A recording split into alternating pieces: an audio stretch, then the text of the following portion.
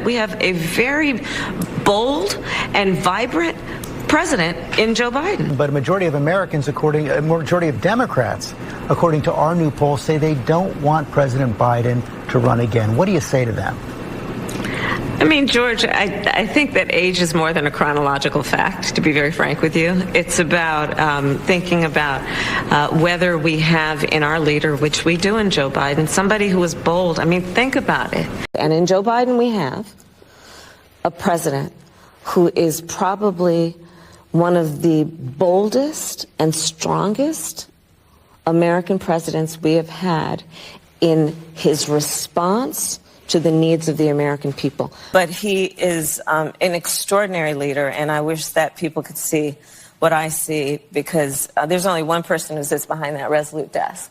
You're 58 now. If you win a second term, as you and the president are running to do, he would be 86 at the end of it. The Wall Street Journal had a poll showing 2/3 of Democrats say Joe Biden is too old to run again. Are you prepared to be commander-in-chief? Yes, I am, if necessary.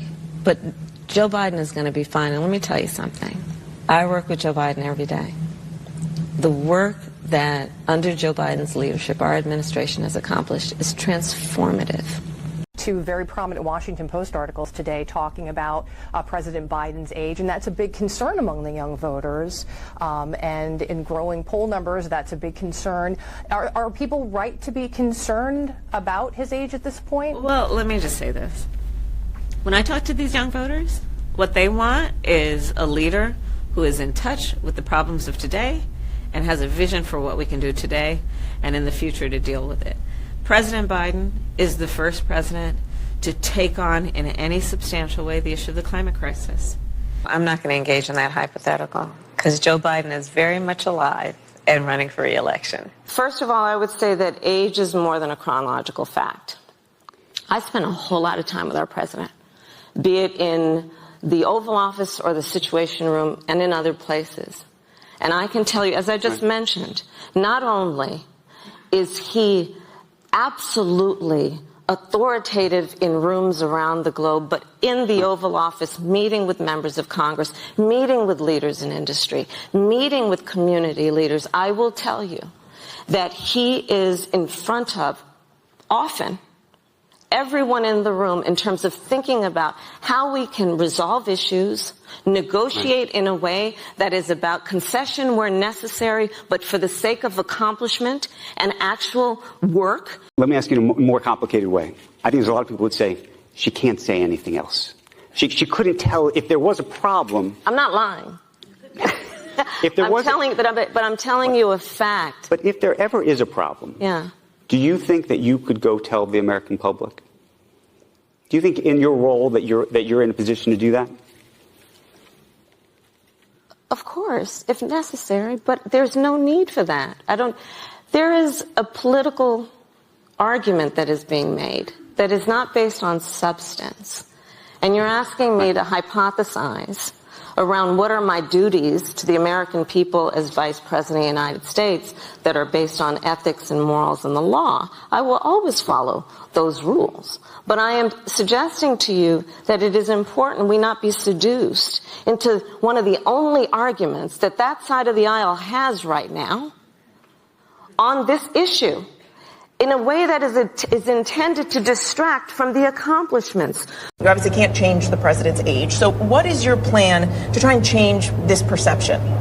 How do you do that? I'll tell you the reality of it is, and I spent a lot of time with President Biden, be it in the Oval Office, in the Situation Room, and other places. He is extraordinarily smart. He has the ability to see around the corner in terms of what might be the challenges we face as a nation or globally. Why is Biden getting the bad rap and not Trump? I don't get it. Well, first of all, let me just address the issue directly, because I spend a lot of time with our president, be it in the Oval Office, the Situation Room, you name it. We have a president in Joe Biden who is forward-thinking in a way that we've not seen in a long time. I want to get to the heart of what I think you're raising, which you've said is his age. So let's talk about that. I spend a lot of time with Joe Biden, be it in the Oval Office or the Situation Room. And I can tell you, this is someone who is tireless in terms of working on behalf of the American people. To your point of knowing Joe Biden, he comes from a background and a place in his heart and soul where he cares so deeply about working people, about families. So the way that the president's demeanor in that report was characterized could not be more wrong on the facts and clearly politically motivated. What do you say to those concerns, specifically if he had to pass the powers to you for 1 second, 1 minute, heaven forbid, and I ask with all due respect, but, are you capable, are you ready to step into the role and do whatever the country would need? I'm absolutely ready. But thank God our president is in good shape, in good health, and is ready to lead in our second term. We also asked about Republican criticism of her readiness for the job. Listen, as it relates to me, I'm ready if necessary, but it's not going to be necessary.